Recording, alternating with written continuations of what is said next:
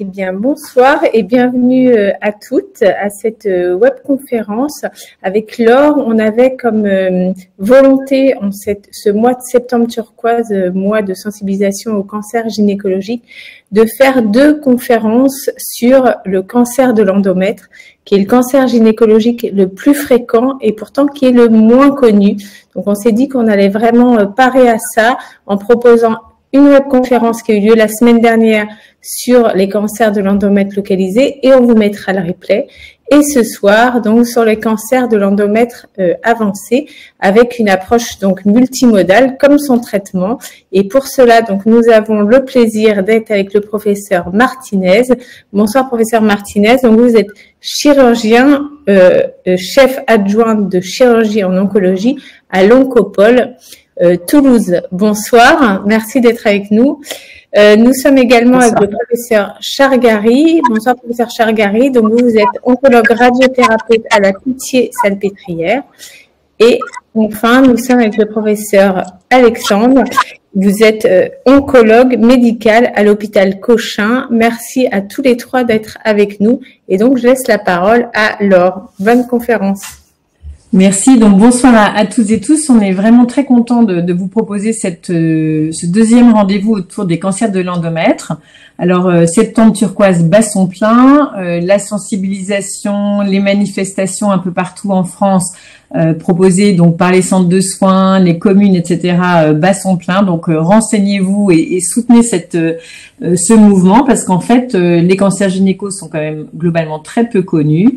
Et on se rend compte qu'il y a aussi beaucoup de méconnaissance des femmes en général autour du dépistage. Est-ce que ce dépistage dépiste tous les cancers gynéco ou pas, etc. Et on s'est rendu compte effectivement que les cancers de l'endomètre, mais c'était les plus fréquents et puis les moins connus.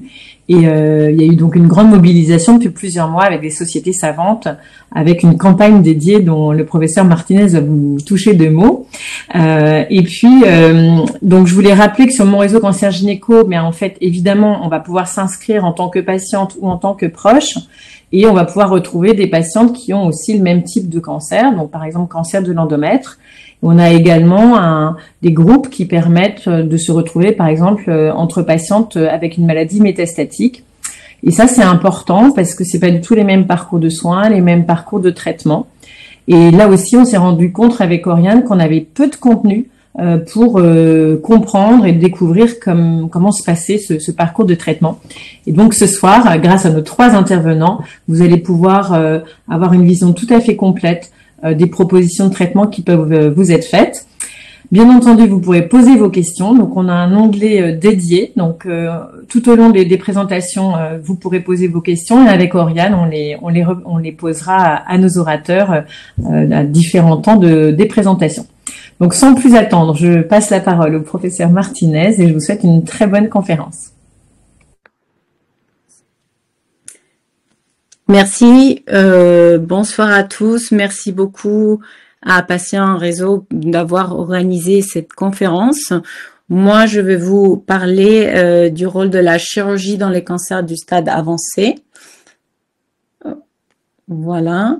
Donc, voici le plan de la présentation. Je vais faire un rappel anatomique et revenir sur les généralités pour les personnes qui n'ont pas pu se connecter la semaine dernière. Ensuite, nous allons discuter de comment réaliser le choix du traitement, comment décider si l'on doit faire un traitement ou un autre, et l'importance de connaître les caractéristiques biologiques de la tumeur pour prendre la bonne décision. Et ensuite, je vous expliquerai comment ça se passe, la chirurgie pour les stades avancés, qu'est-ce que c'est qu'une laparotomie, un curage ganglionnaire ou en quoi consiste la chirurgie de la cytoréduction. Donc, pour commencer, comme vous avez déjà entendu, le cancer de l'endomètre, c'est le cancer gynécologique le plus fréquent chez les femmes, mais le moins connu. Et c'est un cancer qui va être lié à plusieurs facteurs de risque, comme nous allons voir tout à l'heure. Mais d'abord, qu'est-ce que c'est que cet endomètre? Où est-ce qu'il est situé? Donc, Déjà savoir que l'utérus, vous voyez, c'est un organe qui a une forme de poire, comme de triangle, qui est situé au niveau du bassin des femmes. Et l'endomètre, c'est la couche, c'est le tissu le plus interne. Ensuite, ce tissu, il va être recouvert d'une paroi musculaire et ensuite d'une enveloppe. Au niveau de la partie inférieure de l'utérus, nous allons retrouver le col de l'utérus qui va être ouvert au vagin. Et quand les femmes réalisent l'éphrottie, c'est pour dépister les cancers du col utérin qui sont différents des cancers de l'endomètre et bien sûr des cancers des ovaires ou des trompes. Donc, qu'est-ce que c'est qu'un cancer? Un cancer, c'est quand au niveau de cette muqueuse endométriale, il y a des cellules qui vont se transformer, qui vont se maligniser et qui vont commencer à se multiplier de manière anarchique et non contrôlée. Et ensuite, cette tumeur, ce nodule peut s'étendre et envahir par contiguïté les tissus de voisinage ou bien partir au niveau des ganglions lymphatiques et dans une minorité des cas, partir ailleurs dans le corps. Donc, quels sont les facteurs de risque? Le principal facteur de risque, c'est l'exposition aux estrogènes, qui sont des hormones. Et en fait, il y a une corrélation entre le surpoids et les niveaux d'estrogènes dans le corps. Ensuite, un autre facteur de risque important, c'est l'âge. C'est un cancer qui apparaît essentiellement chez les femmes ménopausées. Et dans une toute petite proportion des cas, les cancers de l'endomètre peuvent être associés à des anomalies génétiques spécifiques qu'on appelle les syndromes de Lynch. Donc, le symptôme principal, c'est la présence des saignements après la ménopause. Donc, s'il y a des saignements après la ménopause, ceci est anormal et il faut toujours consulter un médecin pour, dans un premier temps, réaliser une échographie pelvienne pour savoir si cet endomètre il est normal ou s'il est épaissi. Et également pour réaliser un petit prélèvement avec une biopsie endométriale. Donc, deuxième question importante, comment fait-on pour décider sur le traitement à réaliser? Donc, nous allons prendre en compte 3 facteurs. Le premier, bien entendu, c'est l'état général de la patiente. Et ensuite, nous allons regarder l'extension de la maladie. Ce n'est pas pareil de traiter une tumeur quand elle est toute petite et localisée au niveau de l'endomètre, à l'intérieur de l'utérus, que traiter une tumeur qui a de la maladie dans l'utérus, mais également dans d'autres localisations. Donc, l'extension, premier facteur très important. Et le deuxième va être la caractérisation moléculaire dont nous allons parler, c'est-à-dire c'est l'agressivité biologique de la tumeur. Et avec ces 2 paramètres, l'extension et l'agressivité biologique, nous allons avoir une idée de la gravité du cancer pour choisir et adapter le meilleur traitement personnalisé pour chaque patiente. Donc, sur l'extension, nous avons, on appelle ça des stades, qui nous sert à savoir justement si la maladie, elle est localisée, étendue au niveau loco-régional ou bien étendue à distance sous la forme des métastases. Et il faut savoir, aujourd'hui, nous allons parler des cancers au stade avancé, mais également des cancers au stade métastatique, que un tiers à peu près des patientes vont présenter des cancers au stade avancé et métastatique. Deuxième facteur important pour décider sur le meilleur traitement réalisé va être la caractérisation moléculaire. Et la caractérisation moléculaire, en fait, c'est les anomalies génétiques spécifiques de chaque tumeur. Et donc, ces anomalies génétiques vont déterminer, d'une part, le pronostic, donc la gravité, les risques d'avoir une récidive, et ils vont également déterminer la réponse à certains traitements et vont nous permettre d'adapter le meilleur traitement pour chaque patiente. Nous avons donc, en fonction de ces caractéristiques moléculaires, nous avons 4 groupes de pronostics, et vous voyez que ces 4, en fonction de ces anomalies moléculaires, nous allons identifier un groupe des patientes qui ont des pronostics excellents et pour lesquels, quand elles présentent cette anomalie, eh ben, on n'aura pas besoin de faire de la chimio, de faire de la radiothérapie, puisqu'on sait que le pronostic, il est très, très bon. Par contre, on a d'autres anomalies, comme cette protéine, quand elle est mutée P53, on sait qu'il va y avoir beaucoup plus de risques de récidive et nous allons intensifier nos traitements et rajouter davantage de la chimiothérapie. Donc maintenant, parlons de la chirurgie. La chirurgie. Donc, la chirurgie, quand on parle de la chirurgie des stades avancés, on parle d'une maladie qui va être par définition étendue en dehors de l'utérus. Donc, l'objectif de la chirurgie va être d'enlever la totalité du cancer et contrairement au petit stade, au stade localisé, cette chirurgie, nous allons la réaliser par laparotomie, c'est-à-dire sous anesthésie générale, nous allons ouvrir le ventre au milieu, comme vous voyez ici la cicatrice, nous allons explorer l'abdomen et nous allons retirer toutes les zones malades. Et c'est une chirurgie qui nécessite une hospitalisation plus longue que quand on fait une chirurgie par voie minimale invasive, par voie cœlioscopique, comme on avait évoqué la semaine dernière. Donc, pour la chirurgie des stades avancés, bien entendu, nous allons enlever l'utérus et les ovaires, mais nous pouvons également être amenés à enlever l'épiplomb.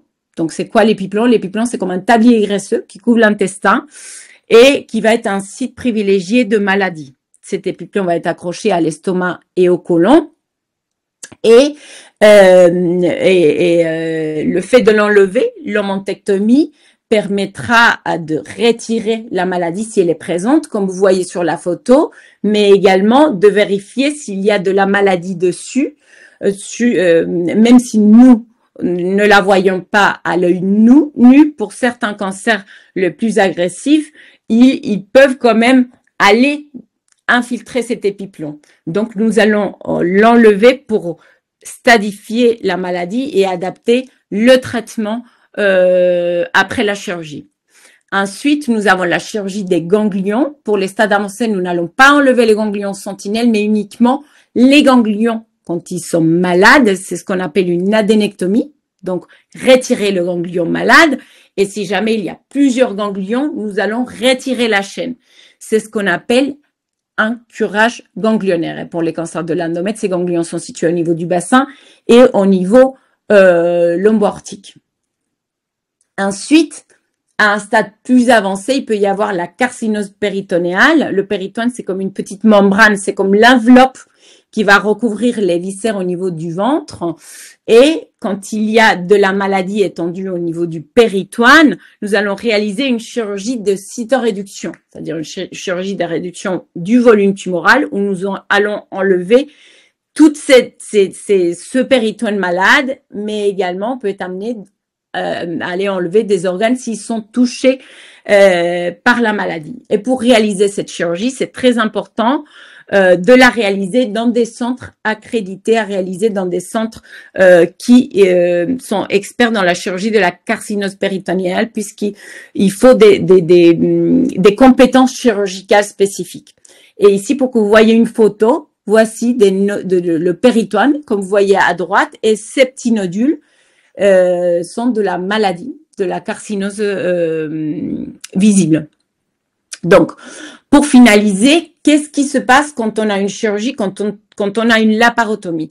Pour la période post-opératoire, il faut savoir que les douleurs vont être, on va vous donner des médicaments et souvent on fait des analgésies péridurales pour éviter la douleur post-opératoire, mais il peut y avoir de la fatigue, des troubles du transit et parfois des difficultés à reprendre l'alimentation en post-opératoire immédiat. C'est des choses qui après plusieurs semaines, rentre dans l'ordre.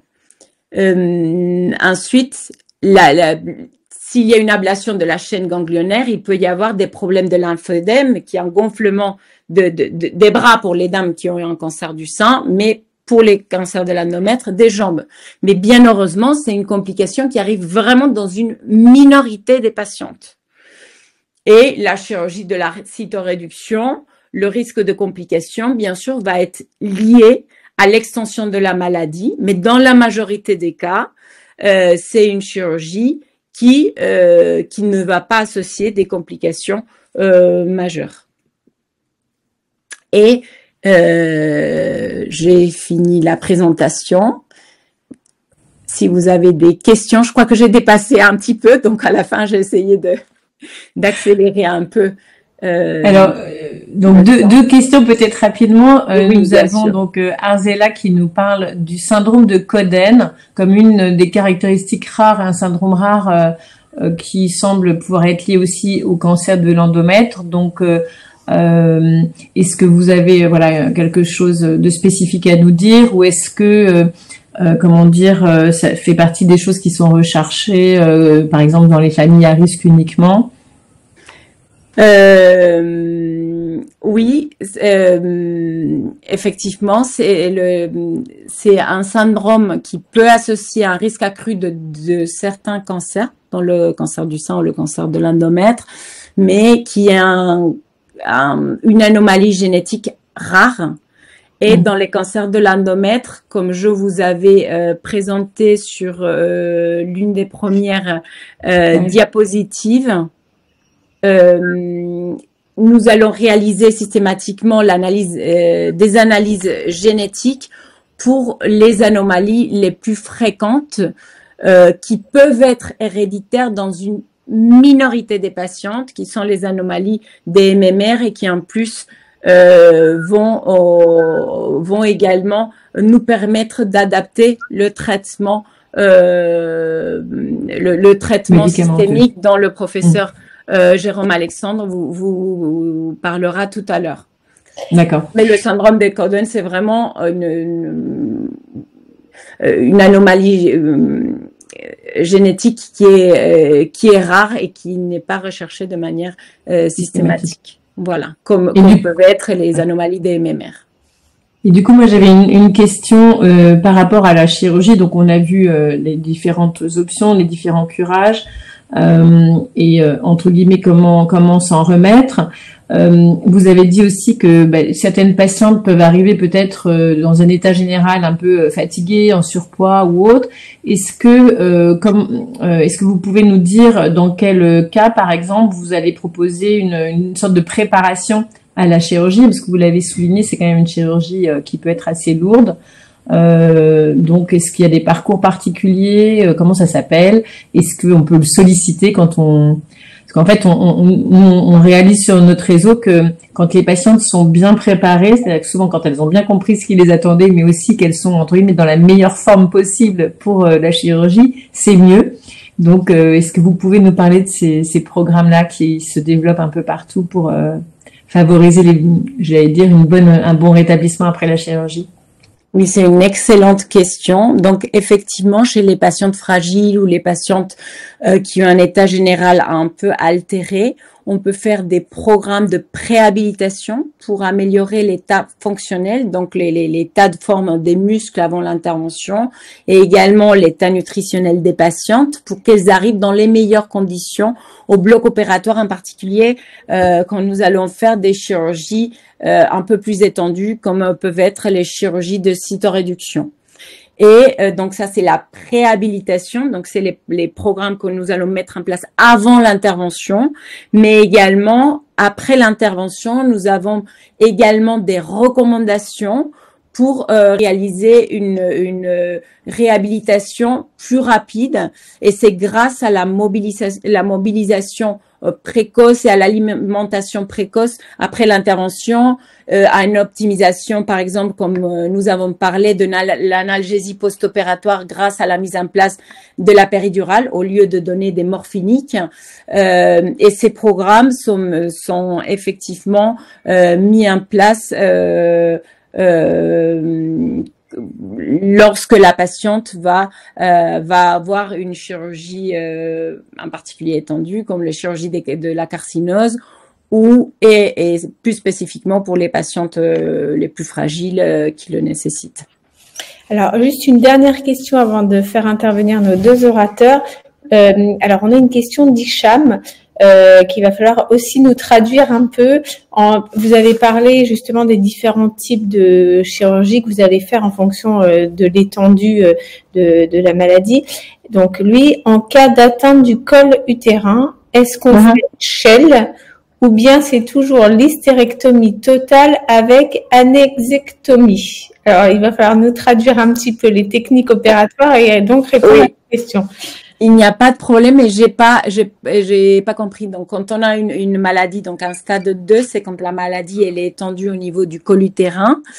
Si on fait, la première, c'était une chirurgie. C'est HEL, c'est un acronyme. C'est un acronyme, ou bien... Je pense que l'hystérectomie élargie, non? Je pense qu'on parle de la chirurgie plus élargie qu'on fait pour les cancers du col utérin.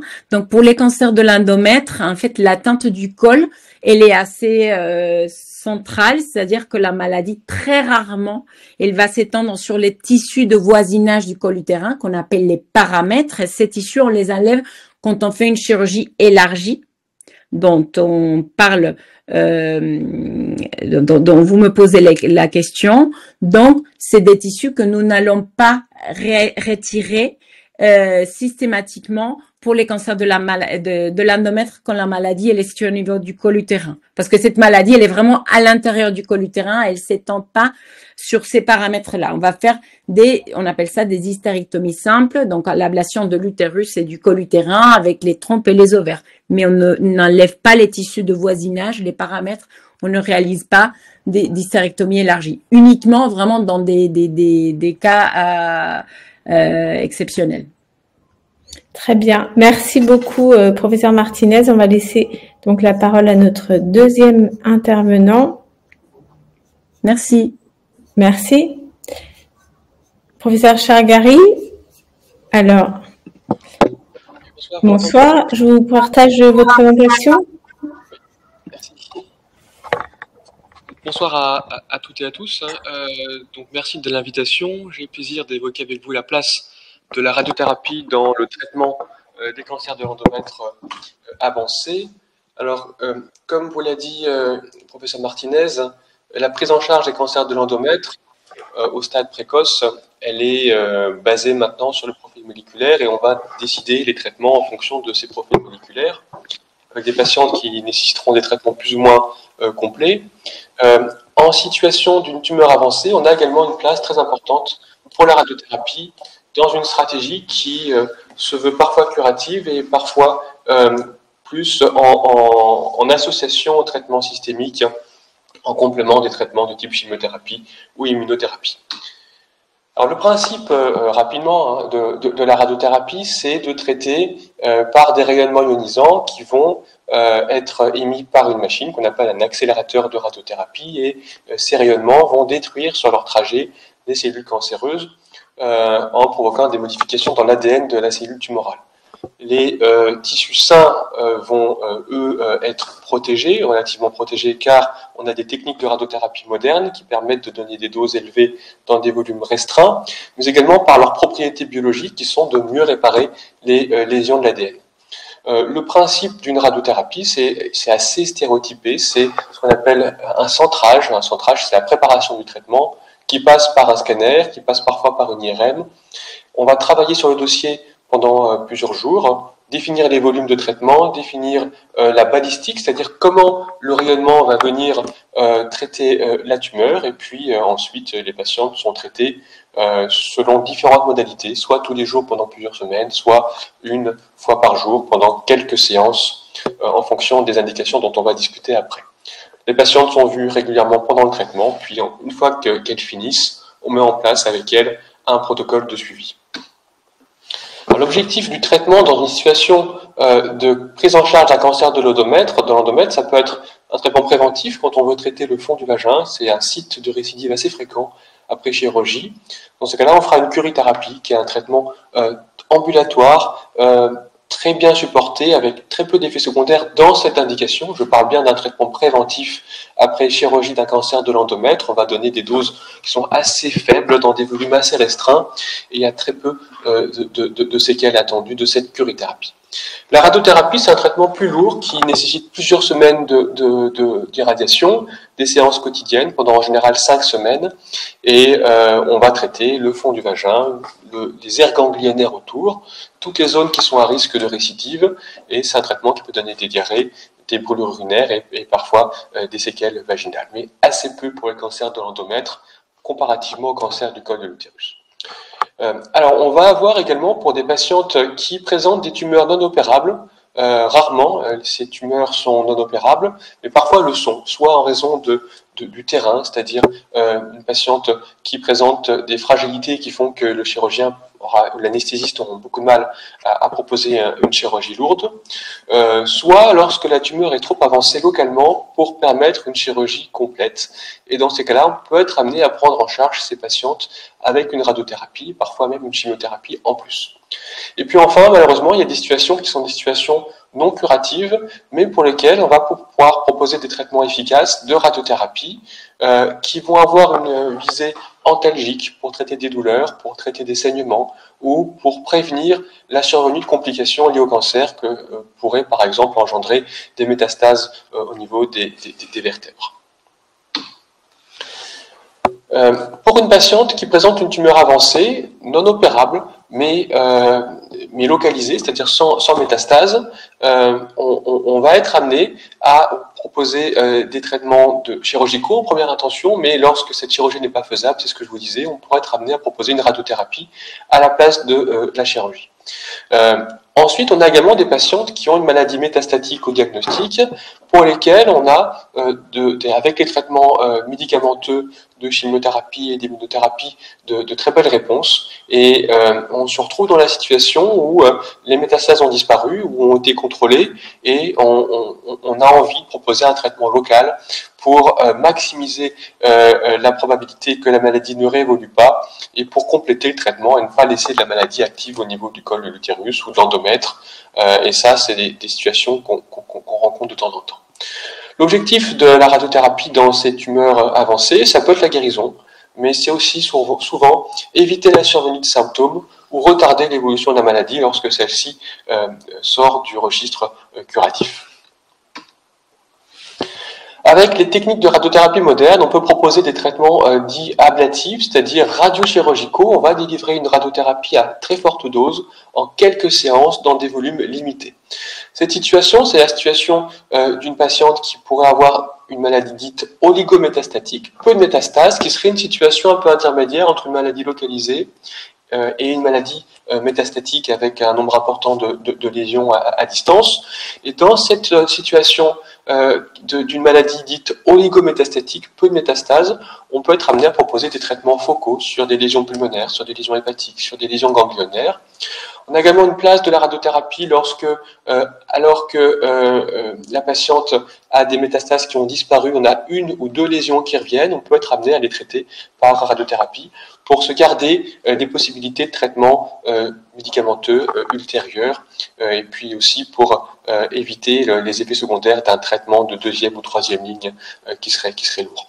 Et enfin, on a parfois des situations où la maladie est contrôlée au niveau des métastases, mais une ou deux métastases évoluent malgré le traitement. Et dans ces cas-là, la radiothérapie en situation dite oligoprogressive peut avoir également une indication. Quelques exemples de traitements qu'on peut proposer aujourd'hui pour des métastases par radiothérapie avec des métastases cérébrales. On voit ici qu'on peut traiter une lésion, voire maintenant jusqu'à 10 lésions parfois, pourvu que ces lésions soient pas trop étendues en taille ou que la situation oncologique le justifie, et on peut ainsi épargner au maximum du tissu sain, que ce soit l'encéphale pour éviter les séquelles de la radiothérapie au niveau cérébral, ou alors au niveau du métastase osseuse, comme vous avez à gauche, avec une protection du canal médulaire. On a également des possibilités de faire des traitements au niveau de métastases osseuses uniques ou de métastases pulmonaires, avec une précision millimétrique et des doses élevées délivrées en 1, 2 ou 5 séances, parfois quand c'est nécessaire.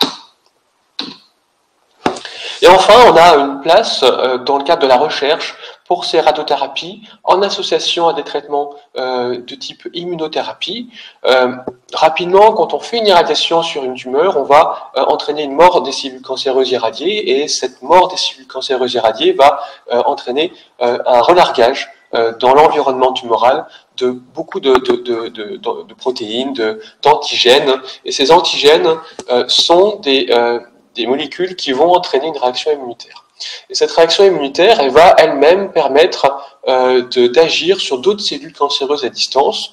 Et ça a été montré dans plusieurs modèles que ce phénomène était un phénomène réel. Aujourd'hui, on travaille sur des stratégies où on associerait une radiothérapie et une immunothérapie pour augmenter l'efficacité dans le cadre de synergie pharmacologique avec la radiothérapie. En conclusion, sur la radiothérapie dans les traitement des cancers de l'endomètre avancé, il y a un rôle majeur de la radiothérapie en situation de tumeur avancée, en situation d'intention symptomatique pour traiter des douleurs, des compressions médulaires, des saignements, parfois dans des situations curatives, lorsque les métastases sont peu nombreuses, et quasiment toujours en association à des traitements médicamenteux de type chimiothérapie, qui restent avec l'immunothérapie aujourd'hui les deux piliers de la prise en charge d'une patiente avec des métastases. Mais la radiothérapie a cette place dans des cas spécifiques, sélectionnés, et dans le cadre d'une prise en charge multimodale. Voilà ce que je voulais vous dire sur la place de la radiothérapie dans cette situation. Merci beaucoup, professeur. C'était extrêmement intéressant et clair. C'est vrai que la radiothérapie, elle mérite qu'on l'explique mieux, parce que souvent, c'est vrai que c'est des techniques qu'on connaît pas bien. C'est l'occasion, et vous le voyez, de rappeler que il y a des innovations en radiothérapie, donc on peut être amené à avoir des propositions de nouveaux protocoles, etc. Et du coup, j'avais alors une première question qui est un peu en résonance avec des grandes annonces de l'ESMO. En fait, par exemple, dans le cancer du sein, où il y a aussi beaucoup de radiothérapie, pour certaines patientes, on va désescalader le nombre de séances. Est-ce que c'est quelque chose dans les cancers de l'endomètre qui paraîtrait pour vous quelque chose d'envisageable pour certains types de traitements, certains types de patients? Parce que c'est vrai que de venir tous les jours en radiothérapie pour faire ces rayons, ça participe aussi à une certaine fatigue, etc. Donc voilà, c'est juste une question clin d'œil, mais je ne sais pas si elle est pertinente. Si, c'est tout à fait juste et tout à fait pertinent. Le traitement fractionné, historiquement, repose sur le fait que pour que la tolérance soit acceptable, il faut délivrer la dose totale efficace sous mode de plusieurs séances qui sont en général quotidiennes. On a montré dans le cancer du sein qu'on pouvait réduire le nombre de séances, 15 séances, voire 5 séances dans certaines situations quand il ne faut pas traiter les ganglions. Dans d'autres pathologies, cancer du poumon, cancer de la prostate, on est également sur une diminution du nombre de séances avec des résultats qui sont équivalents en termes d'efficacité et également en termes d'effets secondaires. Ça, c'est permis par les techniques de radiothérapie modernes qui vont mieux épargner les structures que sont les organes à risque. Dans les cancers de l'endomètre, on traite des volumes, quand on fait une radiothérapie externe, qui restent des volumes assez étendus, avec des structures anatomiques qui sont à risque de complications, plus que dans d'autres pathologies. Quand on traite ces patientes qui ont une indication de radiothérapie des aires ganglionnaires, aujourd'hui, le standard reste 25 séances, 25 ou 28 séances, de plus en plus 25 séances. Il y a des pistes pour diminuer ce nombre de séances en situation préventive, mais ça ne doit se faire que dans le cadre d'essais thérapeutiques. La difficulté de la radiothérapie, c'est une difficulté qu'on maîtrise, hein, mais le point de la radiothérapie post-opératoire des cancers de l'endomètre, c'est qu'après chirurgie, vous avez l'intestin grêle qui se rapproche du volume cible. Autant la plurithérapie exclusive a très peu d'effets secondaires, autant quand on fait une radiothérapie, on pèse l'indication, le pour et le contre en fonction des situations, et quand on indique qu'il y a un vrai bénéfice attendu pour les patientes, mais aujourd'hui on est resté sur des schémas d'irradiation sous forme de 25 séances parce qu'on n'a pas montré dans cette pathologie l'équivalence avec des schémas plus courts. Merci beaucoup. Et alors, on a une question qui va faire tout à fait le lien avec la présentation suivante, qui est sur les associations. Vous avez évoqué les associations de radiothérapie concomitantes avec des traitements médicamenteux. Vous pouvez nous en dire un mot? On nous pose la question, est-ce que c'est une immunothérapie, une thérapie ciblée, une chimiothérapie? Aujourd'hui, le traitement de référence, quand on traite une patiente dite à haut risque, avec une tumeur à haut risque de récidive, c'est la radiothérapie post-opératoire et une chimiothérapie. Dans ces cas-là, on les fait en concomitance, on fait une chimiothérapie à base de sel de platine, c'est une chimiothérapie qui est relativement bien supportée, qui a ses désagréments, mais qui est bien supporté en association à la radiothérapie. Tout le reste, on est dans le cadre d'essais thérapeutiques. Quand on fait de l'immunothérapie en association à la radiothérapie, c'est également des stratégies qui sont bien documentées maintenant. Dans le cancer du col de l'utérus, ça a été montré qu'il y a peu d'effets secondaires de surcroît attendus. Mais quand on fait une irradiation, il faut toujours se méfier de certains médicaments qui pourraient augmenter le risque d'effets secondaires. Donc, le standard en association à la radiothérapie préventive des cancers à haut risque, c'est la chimiothérapie. L'immunothérapie, c'est encore en cours d'investigation. Moi, j'ai justement une question autour des effets indésirables. Avec le professeur Martinez, on a évoqué le fait que dans certaines situations de curage, on pouvait de temps en temps, heureusement, rarement, mais avoir des lymphœdèmes. Du coup, dans les différentes techniques de radiothérapie, notamment si j'ai besoin d'aller, on va dire, traiter une chaîne ganglionnaire, est-ce que ça va accentuer ce risque? Beaucoup, pas beaucoup. Et surtout, est-ce qu'il y a quelque chose à faire, quelque chose à savoir? Que dire aux patientes pour qu'elles détectent, par exemple, une problématique de lymphœdème? Parce qu'on sait que souvent, il faut prendre le plus tôt possible ces réactions-là et pas laisser les choses s'installer. Donc, est-ce que vous pouvez nous en dire quelques mots? Oui, alors, c'est vrai que lorsqu'on associe une radiothérapie où on va traiter des aires ganglionnaires qui ont été l'objet d'un curage, on augmente un peu le risque que la patiente ait des séquelles à type de lymphœdème. Ces séquelles, ça arrive qu'elles soient très gênantes, mais elles le sont quand même moins souvent que dans d'autres pathologies, d'autant plus que de plus en plus on va vers des ganglions sentinelles avec une morbidité qui est nettement moindre. Donc la prise en charge de ces lymphœdèmes, c'est une prise en charge qui doit être aussi précoce que possible, sans que ça soit une urgence, mais plus on prend en charge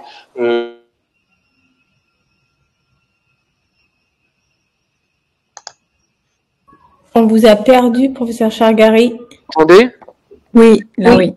Je disais, il y a des équipes spécialisées dans la prise en charge des lymphœdèmes qui sont très compétentes avec différents moyens, avec des bandages, avec des compressions, mais c'est rare que dans les cancers de l'endomètre, on en arrive à cette extrémité. Oui, et je me permets de rajouter que la chirurgie des ganglions, il y a eu une vraie désescalade chirurgicale puisque maintenant on utilise pratiquement chez toutes les patientes la technique du ganglion sentiné, c'est-à-dire que nous allons enlever que le premier ganglion qui va drainer la tumeur et nous allons réserver les indications de curage, donc d'aller enlever toute la chaîne ganglionnaire uniquement quand il y a vraiment beaucoup des ganglions malades. Et s'il y a qu'un ganglion malade, nous allons faire, comme je vous ai dit, une résection sélective. Nous allons enlever uniquement les ganglions malades sans aller enlever toute la chaîne comme on faisait avant. Puisqu'on va les éradier derrière et que c'est pas la peine d'additionner les traitements pour additionner les morbidités. Merci beaucoup, parce que c'est vrai que c'est intéressant aussi de se dire que parfois on peut croiser, par exemple, une patiente qui a été soignée il y a longtemps, peut-être avec d'autres techniques, qui peut-être a des séquelles. Et en fait, effectivement, il y a vraiment une amélioration tant en chirurgie qu'en radiothérapie pour finalement faire de plus en plus précis, avec le moins pour réduire ce risque de séquelles. Donc voilà, faut rester vigilante, mais globalement être quand même sereine par rapport à tous ces traitements. Alors, on va accueillir notre dernier intervenant, professeur Alexandre. Vous m'entendez? Oui, alors on ne vous voit pas, mais on vous entend. Alors, oui, j'arrive pas à activer ma caméra. Ah. Je clique dessus, mais bon. Bon, peut-être pas très grave. Que si vous rechargez la page, peut-être que ça va... Alors.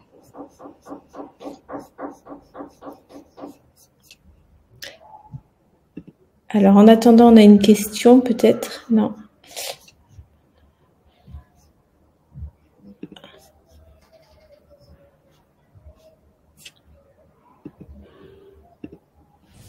Une petite pause, le temps que le professeur revienne. Du coup, n'hésitez pas, c'est l'occasion de vous redire, si vous avez des questions en suspens, mettez-les bien dans l'onglet questions et on pourra les remonter. Voilà, le professeur Alexandre. Voilà, ça marche. Voilà, avec visage et son parfait. Merci.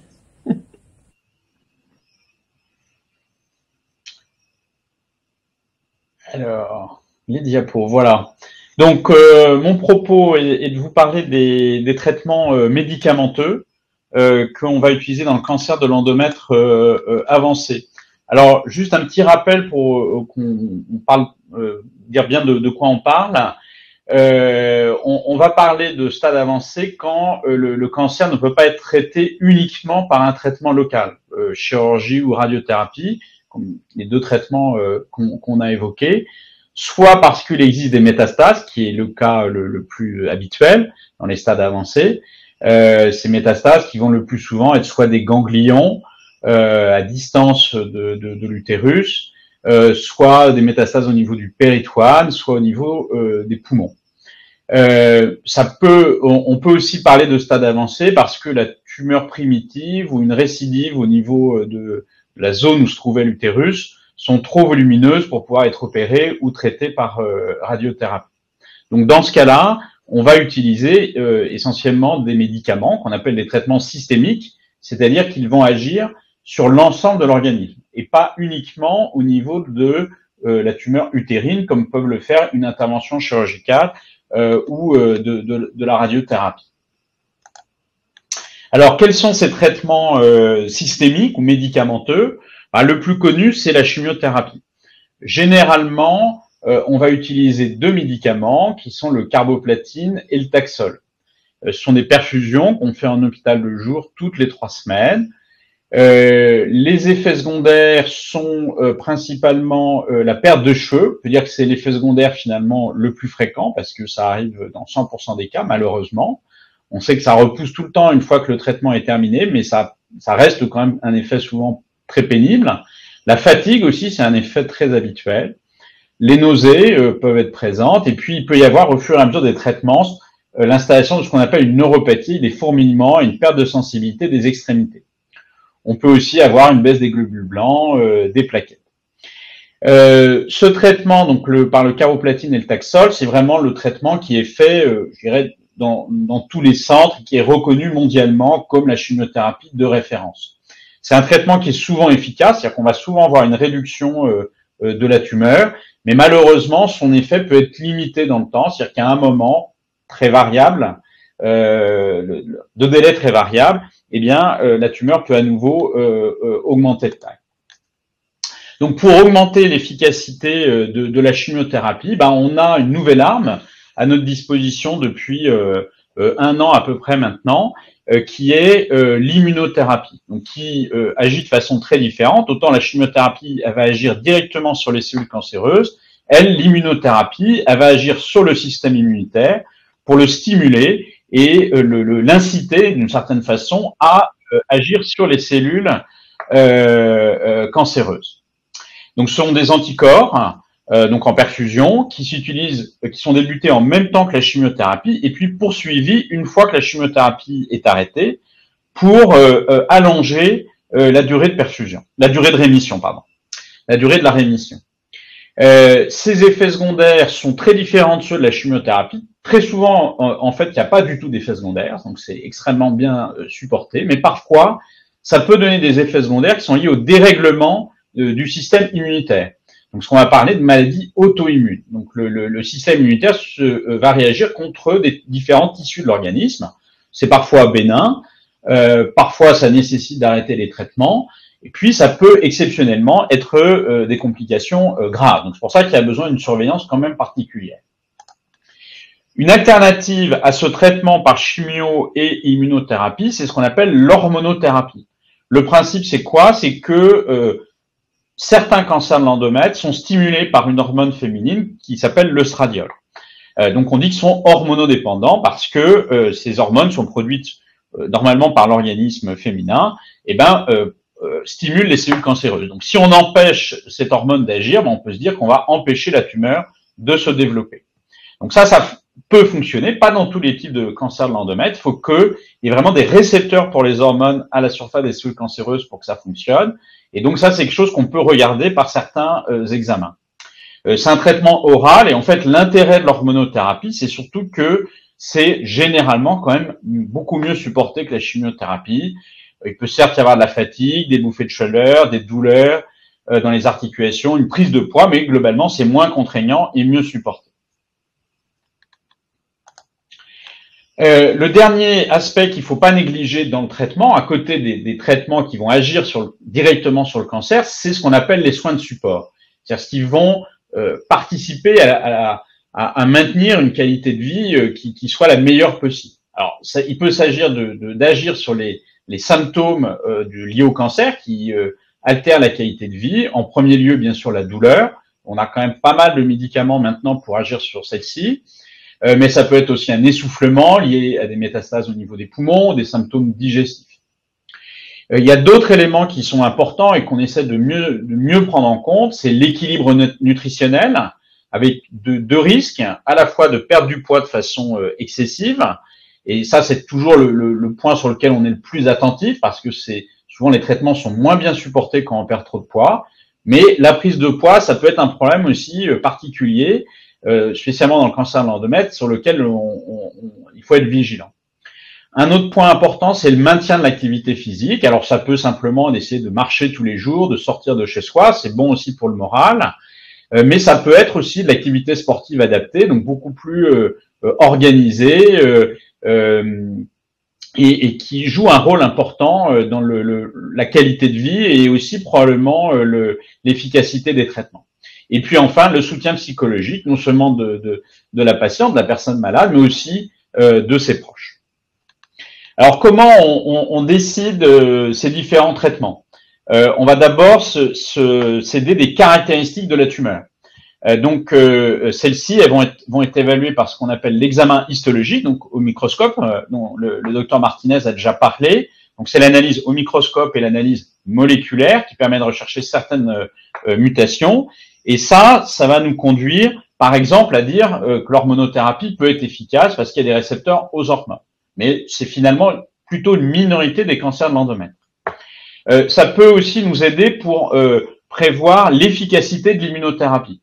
Il y a certains cancers de l'endomètre qui sont très sensibles à l'effet de l'immunothérapie. C'est les cancers qu'on appelle déficients pour le MMR, qui est un mécanisme de réparation de l'ADN. Je vais pas rentrer dans le détail, ça nous amènerait trop loin, mais ce qu'il faut important à savoir, c'est que tous les cancers de l'endomètre n'ont pas la même sensibilité à l'immunothérapie, et donc c'est pas un traitement qu'on va donner forcément systématiquement. Dans certains cas, alors ces analyses, elles peuvent être, certaines sont systématiques, comme le MMR par exemple, d'autres vont être réalisées au cas par cas.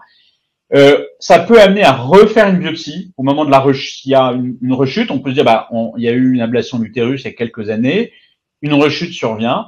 Ça peut quand même être utile de faire une biopsie, d'abord pour confirmer que c'est une rechute, mais même lorsque ça paraît malheureusement évident, eh bien la biopsie peut permettre de revérifier, de réanalyser les caractéristiques de la tumeur. Alors, on peut tenir compte aussi, bien sûr, de la patiente elle-même, d'abord des traitements qu'elle a déjà reçus, les séquelles, si elle a une neuropathie, on ne va pas forcément pouvoir refaire du Taxol, S'il y a eu une chute des cheveux la première fois, souvent on n'a pas envie que ça recommence. D'autres problèmes de santé, une maladie auto-immune peut contre-indiquer l'immunothérapie. La forme générale, la fatigue, la dénutrition, on sait qu'à ce moment-là, les traitements sont plus toxiques.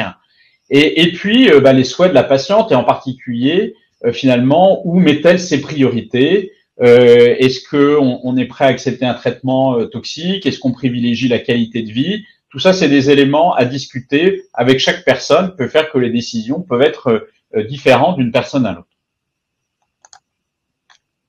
Donc finalement, c'est lors de la réunion de concertation pluridisciplinaire qu'on essaiera de prendre en compte tous ces éléments pour proposer un traitement. Donc cette RCP, c'est une obligation légale. Il doit y avoir un compte-rendu qui est inséré dans le dossier et dont la patiente peut bien sûr avoir un exemplaire et qui va réunir tous les médecins qui participent à la prise en charge. Alors, je vous ai décrit là le traitement qu'on fait en première intention, au moment de la rechute ou d'emblée de la présence de métastases. Qu'est-ce qu'on peut faire lorsque ce premier traitement ne marche plus? Alors, on peut refaire une nouvelle chimiothérapie. Ça, son choix va être fonction de l'efficacité de la première chimiothérapie, du délai qui s'est écoulé depuis, et puis des séquelles. Donc, on a parlé en partie de la neuropathie. Si elle est toujours présente, forcément, il y a des chimiothérapies qu'on pourra moins facilement faire. L'immunothérapie peut être également utilisée à ce moment-là, mais uniquement si on ne l'a pas fait la première fois. Sinon, ça n'a pas d'indication actuellement, on ne sait pas si ça a un intérêt. Si on fait de l'immunothérapie après une chimiothérapie qui aurait été faite seule, donc sans immunothérapie, on fait pas à ce moment-là chimiothérapie et immunothérapie, mais on fait de l'immunothérapie associée à un autre médicament qui est un traitement oral qu'on appelle anti-angiogénique parce qu'il va agir sur les vaisseaux sanguins pour bloquer la vascularisation des cellules cancéreuses. Donc c'est plus chimiothérapie, immunothérapie, mais ce médicament oral associé à l'immunothérapie. Bien sûr, il faut aussi adapter les soins de support aux nouveaux symptômes. Et puis, une question qui peut se poser, c'est l'essai clinique, c'est-à-dire de recevoir éventuellement un traitement expérimental ou une nouvelle stratégie. Ça peut faire appel à des traitements qu'on connaît, mais qu'on utilise différemment que d'habitude. Ces essais cliniques, ils sont importants alors pour faire avancer la science, mais surtout pour chaque personne, pour lui permettre d'avoir accès à des nouveaux médicaments qu'on n'aurait pas sinon. Faut savoir que ça peut être parfois, ces essais cliniques peuvent être orientés par une analyse moléculaire. Ces essais ont des contraintes, il faut en être conscient. Parfois, ça va obliger à s'éloigner parce que l'essai n'est pas forcément accessible dans son centre habituel. On va parfois être obligé de faire des examens supplémentaires. Et puis, il y a des effets secondaires souvent qu'on connaît moins bien que les traitements de référence. Néanmoins, ça peut être quand même une possibilité supplémentaire d'avoir accès à un traitement. Alors, le point important à savoir, c'est que en France, on a la chance d'avoir plusieurs centres de recherche qui participent à ces essais cliniques et qui sont fédérés au sein d'un groupe, d'une association qui s'appelle le groupe Gynéco et qui permet souvent d'avoir accès à des essais cliniques dans des centres répartis dans à peu près toute la France. Donc c'est pas forcément à proximité de toutes les villes, mais c'est pas qu'à Paris ou que dans les très grandes villes. Donc ça c'est un point important et on vous fournira, je pense, les liens pour avoir des informations complémentaires sur ce point. Donc, je crois que je vous ai dit l'essentiel. Oui, que le progrès avance, mais il y a encore beaucoup de choses à faire pour améliorer les traitements et la qualité de vie. Merci beaucoup, professeur Alexandre. Alors, nous on aime bien ces présentations parce qu'effectivement, ça parle des traitements médicamenteux, mais ça parle aussi de toute la prise en charge qu'on dit holistique du patient avec les soins oncologiques de support. Et donc, Laure, je suis désolée, professeur Alexandre, la première question n'est pas pour vous, elle est pour Laure. Dans un des bullet points, il était écrit « bouger ». Alors, je sais que à l'occasion de Septembre Turquoise, avec le réseau, vous avez mis en place plein de choses. C'est peut-être l'occasion d'en parler, des challenges.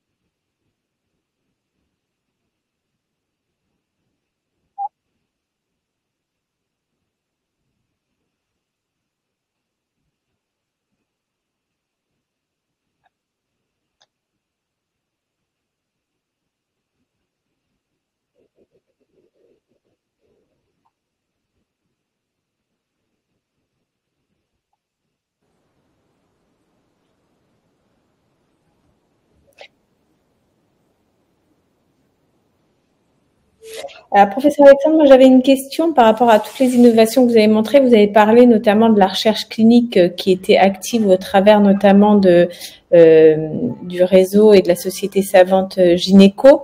Alors comment on peut en parler à son médecin? Est-ce que comment on peut trouver un essai clinique? Est-ce que c'est déjà en échangeant, je pense, avec son équipe clinique et avec son équipe de soins, mais également est-ce qu'on peut aller directement sur cette société savante? Comment ça se passe? Alors, bien sûr, le site du groupe Archiagie Gynéco va vous donner les coordonnées des centres qui participent aux essais, mais permettent pas directement de prendre contact avec ces centres. Donc, il y a toujours la possibilité de contacter ou de prendre rendez-vous avec l'oncologue d'un des centres participants.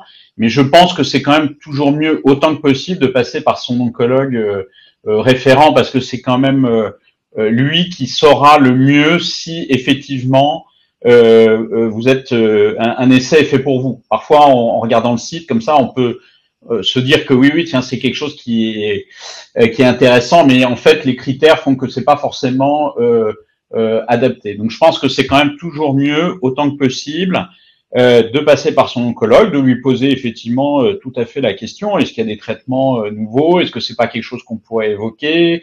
Est-ce qu'on peut pas demander, solliciter tel centre pas trop loin pour savoir s'ils ont un essai. Je pense que c'est tout à fait quelque chose qu'on peut demander à l'oncologue, et l'oncologue, lui, peut prendre contact avec le centre qui participe à l'essai.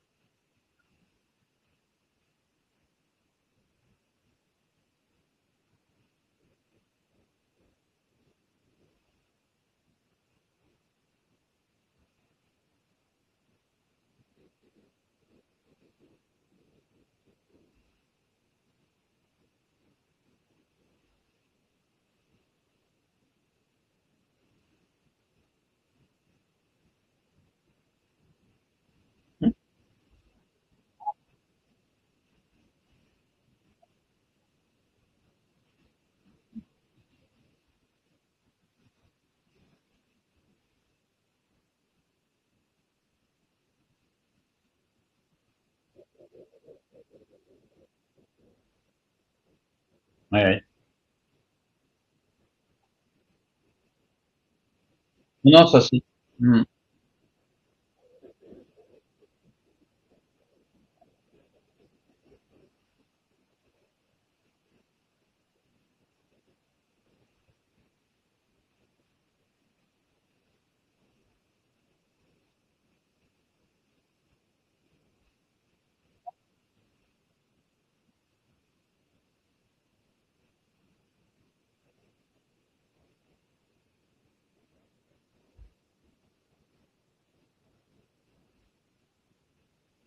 Vous avez tout à fait raison. Les essais cliniques, c'est pas réservé pour des personnes pour qui il y aurait aucun traitement disponible. Hein, donc même les traitements courants, comme on a cité, la chimiothérapie, l'immunothérapie, sont des traitements qui peuvent encore être améliorés. Et donc il y a encore des progrès qui peuvent être faits. Il peut y avoir des essais thérapeutiques même dans cette situation-là. Et puis dernier point, puis je vais donner la parole à Alexandra aussi, c'est que demander un deuxième avis, c'est quelque chose de très courant, et donc je pense qu'il ne faut pas s'angoisser ou se culpabiliser par rapport à ça vis-à-vis de son oncologue. Les oncologues en général ont tout à fait l'habitude que les patients aillent demander un autre avis. Ça ne veut pas dire qu'on n'a pas confiance, mais voilà, c'est quand même quelque chose d'important, c'est sa santé, et c'est tout à fait logique d'aller demander l'avis d'un centre parfois plus important, ou voilà, même si c'est un avis ponctuel et qu'on va juste y aller une fois.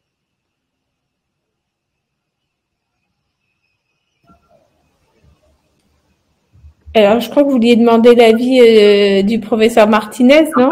Alexandra, tu voulais t'exprimer. Non, je voulais juste rajouter, oui, comme tu disais, Jérôme, que c'est grâce à la recherche clinique que les traitements des cancers de l'endomètre a énormément évolué, que maintenant on fait des traitements de plus en plus personnalisés, et que la recherche clinique ne concerne pas que les patients qui sont au stade métastatique. Il y a des études de recherche en oncologie, mais également en radiothérapie pour optimiser de plus en plus de techniques et réduire les effets secondaires. Et en chirurgie, on parlait tout à l'heure de la chirurgie des ganglions. Eh bien, il y a quelques années, on a enlevé tous les ganglions, alors que maintenant, on n'enlève que le sentinelle dans la grande majorité des cas.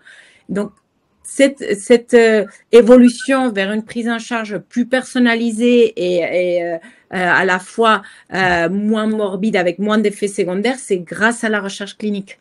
Voilà, c'est le message juste que je voulais faire passer. Merci beaucoup. Alors, moi, j'ai une question que j'ai promis que j'allais poser, donc je le fais. C'est une question de Ida. Il y a beaucoup de femmes qui ont des cancers du sein et hormonodépendants qui sont soignés par hormonothérapie, et vous avez notamment évoqué tous les trois l'impact parfois des hormones sur le cancer de l'endomètre. Et donc, est-ce qu'il y a certains traitements qu'on dit anti-hormonaux qui peuvent favoriser le cancer de l'endomètre? Il y a effectivement une hormonothérapie qui s'utilise dans le cancer du sein qui s'appelle le tamoxifène, où des études statistiques ont montré qu'il y avait un risque accru de cancer de l'endomètre. C'est un risque qui est connu, néanmoins je dirais que le bilan, c'est quand même que ce traitement a plus de bénéfices que d'inconvénients, parce que le cancer de l'endomètre, c'est un cancer aussi qu'on peut diagnostiquer quand même très précocement, c'est-à-dire que on encourage les femmes qui sont sous tamoxifène à signaler très vite si des saignements apparaissent, et à ce moment-là, ça doit conduire évidemment à des examens. Il n'y a pas forcément d'indication à faire des examens de façon systématique, mais en tout cas, il faut réagir très vite en cas de saignement. Donc le tamoxifène, il est indiqué en fait dans des cas particuliers. C'est pas le seul traitement qu'on a dans le cancer du sein, mais c'est vrai qu'il y a des situations où c'est quand même le traitement qui reste en particulier chez des femmes qui ne sont pas ménopausées, qui est un traitement qui n'a pas trop d'effets secondaires par ailleurs et donc il peut être privilégié dans certaines situations. Merci beaucoup. Alors, on a une question, mais on y a déjà un petit peu répondu, de Marty qui dit « Qu'en est-il des dépistages ?» Donc, on a bien compris qu'il n'y avait pas de dépistage, et à partir de 50 ans, pourquoi pas avancer ces résultats? Voilà, il n'y a pas de dépistage dans le cancer de l'endomètre, donc c'est vraiment les premiers. Enfin, je parle vraiment sous le contrôle des médecins. C'est vraiment les premiers signes qui nous ont été rappelés, qu'on peut d'ailleurs rappeler. Si professeur Chargari, vous pouvez nous rappeler les signes qui doivent aller absolument faire consulter, qu'on soit jeune ou qu'on soit post-ménopausé, s'il vous plaît. C'est des saignements. C'est des saignements inhabituels, a fortiori s'ils sont post-ménopausiques après la ménopause. Les saignements ne sont pas anormaux et il faut consulter. Merci. Donc, pas de dépistage. Comme vous l'avez très bien dit, sage-femme, et on peut également consulter les médecins traitants qui sont vraiment le premier relais pour les patientes. Et pour celles qui sont suivies par un gynéco ou une gynéco, bien évidemment, prendre contact rapidement avec leur gynéco. Mais le message à faire passer, c'est les saignements après la ménopause ne sont pas normaux et il faut absolument consulter. Merci beaucoup. Laure, est-ce que tu y avais encore des points que tu voulais aborder ?